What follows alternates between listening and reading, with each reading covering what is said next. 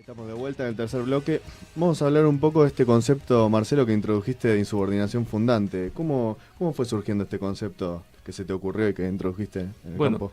Ese concepto está desarrollado en mi libro, La insubordinación fundante, breve historia de la construcción del poder de las naciones. En este libro, La insubordinación fundante, breve historia de la construcción del poder de las naciones, yo voy a desarrollar la hipótesis de que todos los procesos emancipatorios exitosos fueron el resultado de una insubordinación fundante, es decir, de una insubordinación contra el orden ideológico establecido por la potencia dominante, más un adecuado impulso estatal. Inglaterra, a partir del año 1550, gobernada por Isabel I de Inglaterra, que era una isla siempre verde, productora de materias primas nada más, lo único que hacía era vender lana en bruto a los Países Bajos y por lo tanto era un país pobre. Tenía algunos pesitos porque también se dedicaban a la piratería, ¿no? Eran piratas o pastores. Eso lo sabían hacer muy bien.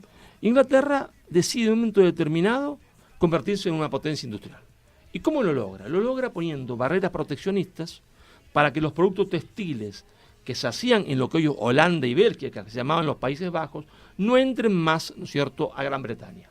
Y ayuda a la industrialización, le da a los industriales terreno al lado de los ríos, trae industriales de los Países Bajos porque ellos no sabían hacer nada, traen obreros y le hace un enorme impulso estatal.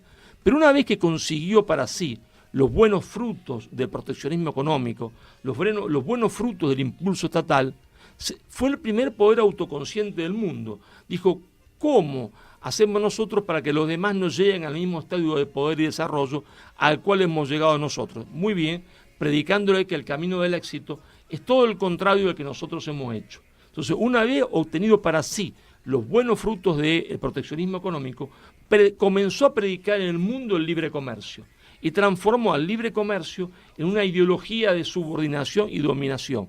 Si esto es así, entonces, si Inglaterra utilizó como principal herramienta de dominación de los pueblos, no solo de los hispanoamericanos, no solo nuestros, de Argentina, de Perú y Chile, sino también de Francia, porque Francia en una noche de borrachera ideológica, 3 días después de la Revolución Francesa, instaura el libre comercio. Si esto es así, todo proceso emancipatorio exitoso solo puede partir de una insubordinación ideológica contra el orden establecido por la potencia dominante, más un adecuado impulso estatal. Entonces, insubordinación ideológica más adecuado impulso estatal es igual a una insubordinación fundante. Y la primera insubordinación fundante, los primeros que se dieron cuenta que los ingleses mentían con su teoría del libre comercio y la división internacional del trabajo fueron sus hijos. Conocían que la mamá había hecho la plata en un burdel y ahora decía que había que cerrar todos los burdeles del mundo. Fueron los norteamericanos. Fueron George Washington y Alexander Hamilton quien inician la insubordinación fundante norteamericana. Los primeros que rechazaron el libre comercio, los primeros que rechazaron la no intervención del Estado en la economía, fueron los Estados Unidos de Norteamérica, que durante 100 años fueron proteccionistas, que durante 100 años reservaron su mercado doméstico a su propia burguesía industrial. Y después, como los ingleses, después de haber sido 100 años proteccionistas, cuando obtuvieron los buenos frutos para sí del proteccionismo económico, entonces se convirtieron ellos, que habían sido la cuna del nacionalismo económico, en campeones del libre comercio. Todos los procesos emancipatorios exitosos, lo que quiere decir, todos los procesos de construcción del poder nacional exitosos, todos los procesos de industrialización exitosos, todos los procesos de justicia social exitosos fueron siempre producto de una insubordinación fundante. Esta insubordinación, lo hablamos con Lucas ayer, pareciera mucho a lo que se llama a veces como revolución, no sé qué opinás, o como que pareciera que es una auténtica revolución nacional. Bueno, sí, podríamos ponerle también ese nombre, ¿no es cierto? La primera insubordinación fundante fue a los Estados Unidos, seguida después, ¿no es cierto?, por la insubordinación fundante de Alemania, la de Japón y otras más recientes que podríamos cerrarla. Sí, es un proceso por el cual se funda el poder de las naciones, es decir, se rechaza el orden ideológico establecido. Si decimos revolución nacional, no aclara nada. En cambio, si decimos insubordinación, ¿qué estamos diciendo? Que hay un rechazo del orden ideológico establecido por la potencia dominante, rechazo a las ideologías establecidas, más un adecuado impulso estatal. ¿Por qué el adecuado impulso estatal? Hago hincapié en esto, es fundamental, porque la construcción del poder de una nación es como si yo agarro una semillita de roble y la pongo en una maceta. Si yo no le echo nada de agua, como quiere el liberalismo loco, espere usted que llueva, que lo decida el mercado, puede ser que haya sequía y nunca germina. Si hago como quiere el estatismo loco, originario del marxismo, le echo 200 litros de agua, entonces esa semilla se pudre porque no hay libertad. Entonces el impulso estatal debe ser adecuado. ¿Para qué? Para aquellos recursos que están en potencias se transformen en acto. Entonces la semilla de roble se transforma en un roble. Y eso es lo que es la Argentina. La Argentina es una semilla de roble. En acto es prácticamente igual a la nada, pero en potencia es un roble. Es decir, la Argentina tiene todas las cualidades para ser una potencia. Todas las cualidades para ser una potencia y para, junto con los otros países de América del Sur, ser una gran potencia.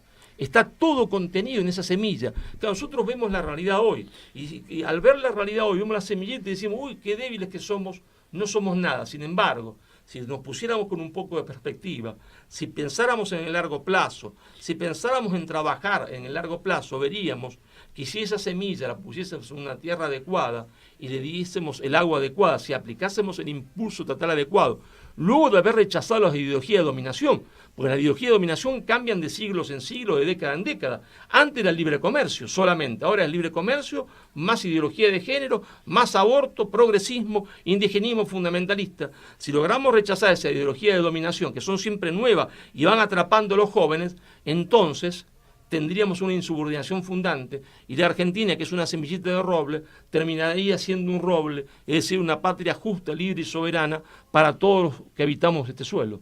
Justo te iba a preguntar, ¿qué necesitamos para realizar una insubordinación fundante en Argentina? Necesitamos comprender que tanto el neoliberalismo como el progresismo son ideologías de subordinación. Mientras nosotros no comprendamos que tanto el neoliberalismo como el progresismo, que el progresismo se entiende distintas modalidades. Dentro del progresismo está el indigenismo fundamentalista, ¿no es cierto?, que nace en la hispanofobia creada por Gran Bretaña, que se entiende, a sacar la estatua de Colón y querer tirarla al Río de la Plata. Está el falso garantismo, porque es en realidad un abolicionismo disfrazado de garantismo, claro. Está la ideología de género, está el aborto, entonces hasta que no comprendamos que eso que es progresismo y eso que es neoliberalismo son dos ideologías de dominación, dos ideologías de subordinación, nosotros no podremos salir de la encrucijada en la cual nos encontramos. Nosotros siempre señalamos que o somos potencia o somos colonia. O sea, Argentina no tiene mucho término medio para analizar porque por las condiciones, como dijiste, somos en potencia un roble. No somos en potencia un cerezo, digamos. Mira, es como decía Bilardo, Argentina campeón o fracaso. ¿No es cierto? Decía Bilardo. Bueno, eso es así. Sí, nosotros lamentablemente ya no tenemos más presidente de la nación, ¿no? Yo vengo sosteniendo que la Argentina no tiene más presidente. La Argentina tiene una presidenta que está fuera de la Argentina. Hay un señor que tiene una banda presidencial, pero solamente a fines decorativos. El verdadero poder está fuera de la Argentina, porque este señor, que lo eligieron para ser presidente de la nación, abdicó de la presidencia de la nación. ¿Por qué? Porque él llegó en un momento determinado, el señor Obama, representante de la oligarquía financiera mundial, y le dijo, vos tenés que aplicar, se entiende, este paquete cultural, esta agenda cultural. Esta agenda cultural es ideología de género, es aborto, es esto. Y después llegó la señora de Washington y le dijo, no hay salvataje económico sin aplicación del programa de la agenda cultural progresista. Y entonces él abdicó de ser presidente, admitió la agenda, llamémosle cultural, entre comillas, sugerida, ordenada por los poderes extranjeros. La agenda cultural de la Argentina no la hace ni Macri, ni le hace el PRO, ni la hace Cambiemos. La agenda cultural de la Argentina que está llevando a cabo este señor que aparentemente es presidente de la Argentina, en realidad es un subgerente, está elaborada, se entiende, fuera de la Argentina. Y la agenda económica también, porque cuando se hace con el acuerdo del fondo, él primero renuncia a tener una agenda cultural propia y después renunció a tener una agenda económica propia, aplicando, se entiende, un plan de ajuste, de evaluación, se entiende, de salvaje, y entrega, se entiende, de la Argentina al voraz capital financiero internacional que está haciendo con la bicicleta financiera que reina hoy, que da intereses leoninos, más plata que en cualquier época de la historia. Tal cual. como respuesta al globalismo, una opción para ser potencia, digamos, el tema de la insubordinación fundante, vos lo ves que no aparece nunca como concepto dentro de la ciencia formal, pareciera que... Bueno, este concepto de insubordinación fundante es un concepto que yo he creado. Obviamente uno nunca crea de la nada, uno siempre está dentro de una tradición de pensamiento, ¿no es cierto? Yo siempre digo que yo soy un enano sentado en hombros de gigantes, esos gigantes de pensamiento de la América del Sur, que fue Elio Yaguaribe y Alberto Metol Ferré, y por supuesto Metol Ferré era discípulo de uno de los discípulos preferidos de Arturo Jauretche, de esa línea de corriente de pensamiento donde estaba Arturo Jauretche, Jorge Abelardo Ramos, Fermín Chávez, José María Rosas, ¿no es cierto?, Enrique Pavón Pereira, y tantos otros que uno se entiende se va olvidando, ¿no? Finalmente, te pregunto, Ale, ¿qué conclusión tenés de todo este tema de la insubordinación y esta agenda globalista? Bueno, que el camino para que la Argentina vuelva a ser una Argentina para todos, el camino para la Argentina vuelva a ser una Argentina para todos, con justicia y alegría, así que nuestro pueblo vuelva a ser un pueblo feliz, que ese es nuestro destino, que nuestro pueblo vuelva a ser un pueblo feliz. Ese camino es el camino de nuestra insubordinación fundante. Nosotros tenemos que realizar nuestra insubordinación fundante para que nuestro pueblo vuelva a ser un pueblo feliz, y esta insubordinación fundante deberá ser esta vez una insubordinación sudamericana en el conjunto, pero el camino para que nuestro pueblo vuelva a ser un pueblo feliz, para que nuestro pueblo deje de ser un pueblo triste, es el camino de la insubordinación fundante. Bien, le pido entonces a Alejandro un cierre en base a esto que venimos hablando, por supuesto. Totalmente de acuerdo con Marcelo, es tiempo de insubordinarnos, de tomar conciencia nacional. Creo que lo básico para romper con estas ideologías socialdemócratas, tanto de izquierda como de derecha, que uno a veces no sabe si es liberalismo de izquierda o liberalismo de derecha, como progresismo de izquierda o progresismo de derecha. Creo que necesitamos subordinarnos, tenemos todo realmente para insubordinarnos, para hacer potencia. Solo nos falta que los argentinos también tomemos esa conciencia nacional y aceptemos nuestro destino, nuestra misión, y dejemos esperar a veces, como bien plantea Jauretche, solamente cambiar de collar, ¿sí? Tenemos que empezar a pensar realmente de dejar de ser perros nosotros. Y demostremos que Argentina no somos empanadas que se comen con solo abrir la boca. Es hora de ponernos de pie y dejar de esperar salvadores. O sea, la socialdemocracia que nos rige hoy nos ofrece solamente gerentes, ¿sí? Tanto como Macri, o los que vienen, desgraciadamente, no son muy alentadores.